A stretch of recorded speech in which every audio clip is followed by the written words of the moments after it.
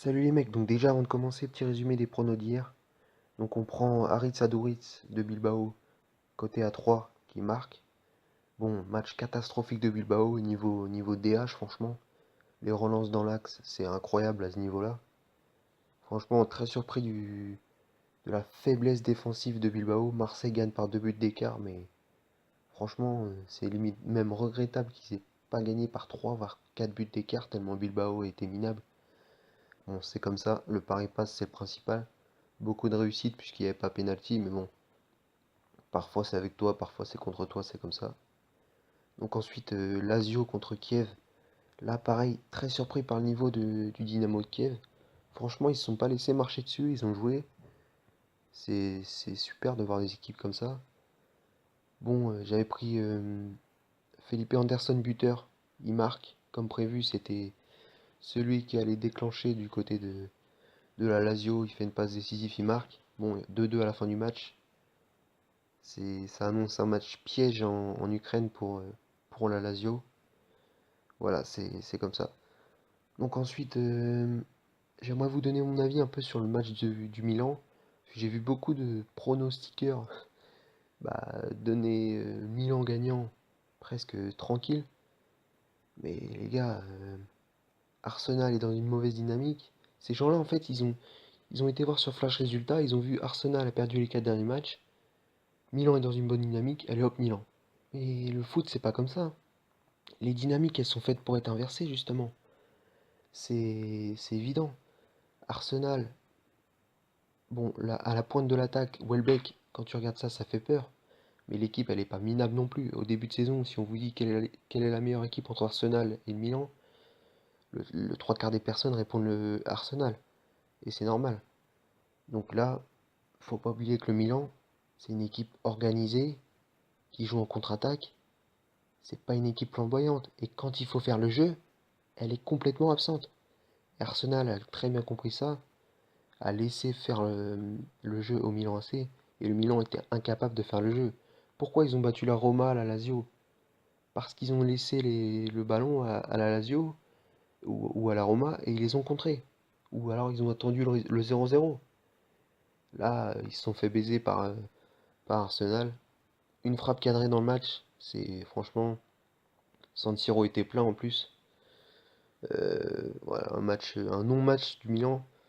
Donc je comprends pas comment les gens ont pu pronostiquer là-dessus. C'est typiquement le genre de. Je dis pas que je fais pas le Messi en disant ah, j'étais sûr qu'Arsenal allait gagner. Non, non, non. Moi je vous dis que ce match-là, il fallait l'oublier.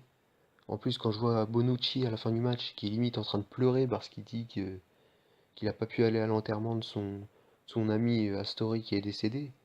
Franchement, c'est comment des joueurs comme ça, comme Astori, comme Bonaventura, comme Kalinic qui a joué à la Fiorentina, peuvent être à 100% dans leur tête concentrés sur le football.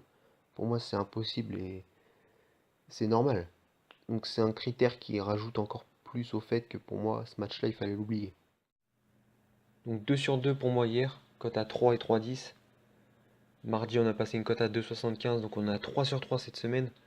Grosse dynamique, on est très bien sur ce mois de mars. Donc voilà, on entame le week-end de la meilleure des manières. Donc pour aujourd'hui, en Ligue 2, Orléans accueille Reims. Reims, équipe très offensive, la meilleure attaque de Ligue 2. Orléans, une bonne équipe, assez solide, qui fait avec ce qu'elle a. Euh, le Talek vient de marquer contre Valenciennes. C'était son ancien club, j'avais joué vendredi dernier. Je fais confiance à sa dynamique, c'est un très bon joueur, Anthony Le Talec. Pour ceux qui ne savent pas, il a quand même gagné la Ligue des Champions avec Liverpool, même s'il était remplaçant. C'est un joueur qui aurait pu avoir une grosse carrière, mais il a fait les mauvais choix à certains moments. Donc voilà, il en est en Ligue 2 aujourd'hui, malheureusement pour lui. Même si bon, il n'est pas à plaindre non plus. Anthony Le Talec qui vient de marquer contre Valenciennes. Je pense qu'Orléans aura des occasions pour marquer étant donné que Reims laisse beaucoup d'espace. Anthony Le Talec est coté à 4,20 sur PMU. Il sera titulaire en pointe pour Orléans. Donc grosse value. 4,20, 0,25% de la bankroll. Ensuite, toujours en Ligue 2, Niort accueille Lorient. Lorient qui est sixième, donc qui est barragiste pour la montée en Ligue 1. Mais Landreau l'a dit après le match contre Le Havre, Leur objectif, c'est la deuxième place. Donc, ils doivent prendre des points. C'est une équipe offensive. Niort, 14e, 7 points d'avance sur le premier, sur le barragiste. Bon, il devrait pas avoir de soucis pour Niort. Il devrait se maintenir en Ligue 2. Maintenant, deux équipes qui marquent des buts. Je pense que Lorient en laissera passer un. Lorient est complètement favori sur ce match. Niort marque pas mal à domicile mais concède beaucoup, donc je pense que ce sera un match à but. Dona Endo, le meilleur buteur de Niort, 9 buts. Il reste sur un doublé contre Quevilly, côté à 3. Pareil que le Talek, je trouve que même si l'équipe n'est pas favorite, ça reste l'attaquant, celui qui tire les pénaltys. Il va forcément avoir au moins une occasion de marquer un but et quand tu vois qu'il est coté à 3, t'es obligé de mettre quelque chose dessus. Donc 0,25% de la bankroll, comme le Talek. Je mets pas plus parce que ça reste de la Ligue 2. Et donc on termine en Espagne. Girona accueille le Deportivo qui est avant-dernier avec 2 points de retard sur le premier non relégable. Ils viennent de faire un nul à Ibar, à domicile pardon. Donc encore une contre-performance, ils n'ont plus gagné depuis le 9 décembre. La situation devient critique. Donc ils se déplacent à Girona qui est l'équipe surprise cette saison en Espagne. Ils sont 7e en course pour l'Europe, devant des équipes comme Vigo ou la Real Sociedad alors qu'ils viennent de monter. Leur saison est déjà réussie. Est-ce qu'ils vont réussir à accrocher l'Europe? Franchement, je pense pas. Mais bon, leur saison est déjà réussie. Donc le souci pour eux, c'est que là, je pense qu'ils vont jouer contre une équipe qui va jouer avec les crocs, qui va jouer sa vie. Je pense que je vois bien si ça doit partir dans leur sens, ça sera une victoire, mais je pense qu'ils vont encaisser. Parce que là, le Deportivo ne peut pas se permettre de jouer regroupé derrière. Et là, même un nul, ça suffit pas, il faut gagner. Donc je vais prendre le meilleur buteur du Déport, Andone, le Roumain. Très bon joueur, 24 ans, il reste sur des saisons. L'année dernière, il a marqué 12 buts, l'année d'avant 21 buts. C'est un bon buteur. C'est lui qui a égalisé contre Ibar la semaine dernière.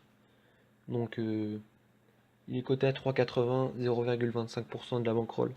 Comme les deux bêtes de Ligue 2, je pense qu'il n'y aura pas mieux aujourd'hui. C'est très compliqué de trouver des paris avec un minimum de confiance. Donc vaut mieux réduire les mises et chercher des cotes plus hautes plutôt que chercher des paris plus accessibles mais qui au final ne passeront pas. Donc voilà, c'est bien pour aujourd'hui. J'espère qu'il y aura plus de matière demain et dimanche. Et puis bah sinon bah tant pis, on fera ça, hein. Donc voilà, je vous invite à suivre mon Twitter, à partager la vidéo si vous l'avez aimé bien sûr, sinon bah disliker ou quoi, moi je m'en branle, hein. Dites-moi ce que vous me pensez au pire. Et bah on se retrouve demain. Allez, salut!